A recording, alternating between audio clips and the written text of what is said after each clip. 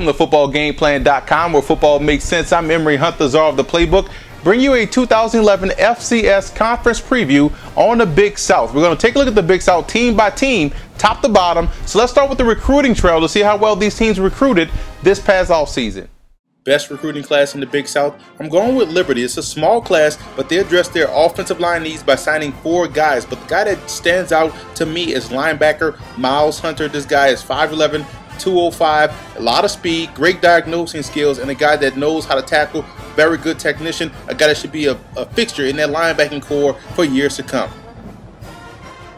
Some other key recruits in the Big South Conference, you look at Coastal Carolina. Getting quarterback Alex Ross is going to help that team out tremendously. This guy is a solid player and always has a knack for making big plays.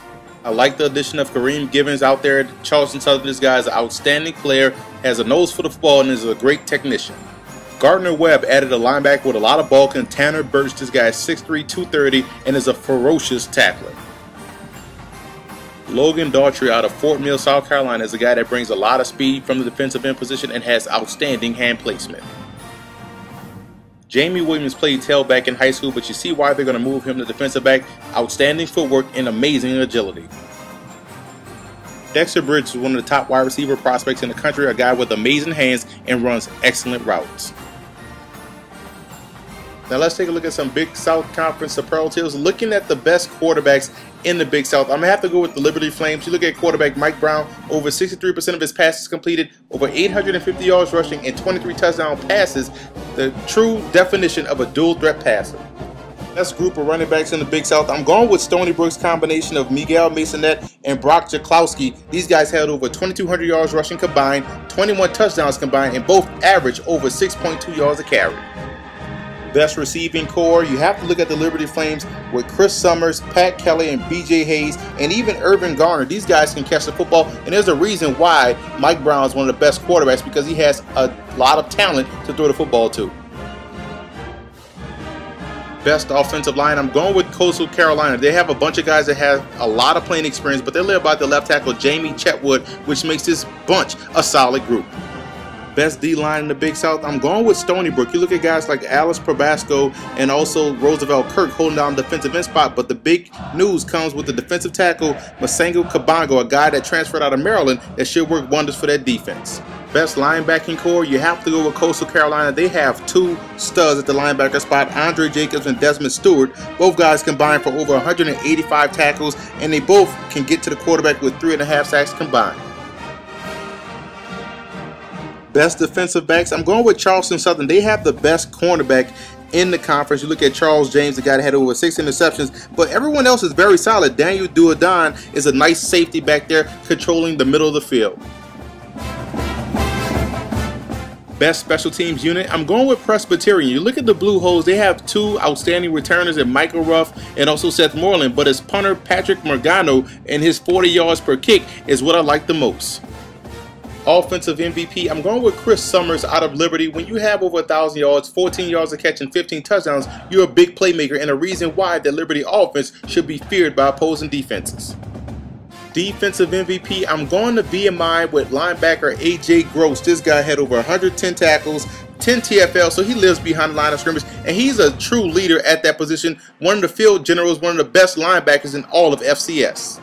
Freshman of the year in the Big South, you have to go with VMI's wide receiver Dexter Bridge. They're going to feed him the football a lot. He's going to probably play a lot as a true freshman due to the losses of last season. Tremendous playmaker for the Keydets. Best pro prospect, I'm going with Coastal Carolina's cornerback Josh Norman. This guy had 9 pass breakups, 1 interception, but he does a great job of tackling and has tremendous quickness at that position. Team on the rise, I'm going with Gardner-Webb. I like the direction they're going. They brought in a solid recruiting class. They have great coaching in place now with Ron Dickerson, so he's going to have that team headed in the right direction. Toughest schedule in the Big South, you have to go with Presbyterian. Look at those road games at Cal, at Furman, Stony Brook, Liberty, Coastal Carolina, and Georgia Southern. That's going to be a tough slate for a team that's looking to bounce back from back-to-back losing seasons. Prediction time in the Big South, starting with number 7, Charleston Southern. Reasons for optimism, they have the best secondary. We talked about that already with Charles James and also Demarius Freeman. And you have to love that offensive line with 4 starters returning. Causes for concern, that passing game, the entire offense, they lost a lot of players, a lot of key playmakers for that team. And how can they replace those guys? How can they get points on the scoreboard? But what we will learn is that Charleston Southern, with another sound recruiting class, will be headed back in the right direction and get back to those winning ways. At number 6, I have Gardner-Webb. Reasons for optimism. You have to like running back Jawan Blunt and also wide receiver James Perry. And defensively, they're led by Preston Pamasa, a guy that's an outstanding defensive end that can get to the quarterback. Now, causes for concern. They're breaking in a new quarterback, new offense, and the secondary has a huge question mark. But what we will learn is that with an easy schedule, it's conceivable to see Gardner-Webb make a move in the right direction this season. Next up is Presbyterian. Reasons for optimism. You have to like wide receiver Michael Ruff, a very talented playmaker, and defensively they return 10 starters, so I like the defensive depth on a team that should improve in that aspect. Causes for concern, the offense. They have to do something to generate points. They struggled last year, and the schedule is brutal. But what we will learn is that Presbyterian is probably a year or two away from getting back to competing.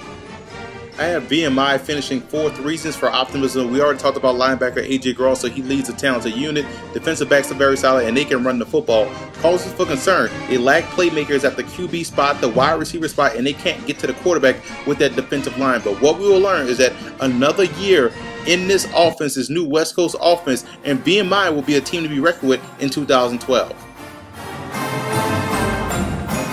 At number 3, I have Coastal Carolina. Reasons for optimism. They have a very solid defense, and that's going to keep them in a lot of ball games. The offensive line is one of the best in conference, and they have a really good tight end in David Durant. Causes for concern. They're breaking in a new quarterback. Their schedule is very tough, and who's going to be the playmaker at wide receiver? But what we will learn is that defensively, Coastal Carolina has enough to make a run for the conference title. At number 2, I have the Liberty Flames. Reasons for optimism. I like the high-powered offense. Anytime you have the Mike Brown to Chris Summers combination, you're going to win a lot of ball games. And they have one of the best home field advantages in all of FCS. Now, causes for concern. They have holes on the offensive line, linebackers, and they lost a lot of guys on that defensive line. But what we will learn is that they may have to outscore people this year in order to win the crown. At number 1, I have the Stony Brook Seawolves. Reasons for optimism. Offensively, they're very set, and they have a lot of talent, especially at the wide receiver position. Very underrated group of guys. Now, the schedule also sets up nice for Stony Brook, and so they have a really easy slate. A lot of their tough games are at home, but causes for concern that offensive line and that pass rush. Can they get to the quarterback? That's the biggest question. But what we'll learn is that they will make their first playoff appearance in school history. For more FCS conference previews, visit footballgameplan.com/FCS or visit our YouTube channel at youtube.com/footballgameplan and listen to the Football Game Plan radio show, which airs Saturdays 11 a.m. Eastern Time at blogtalkradio.com/footballgameplan.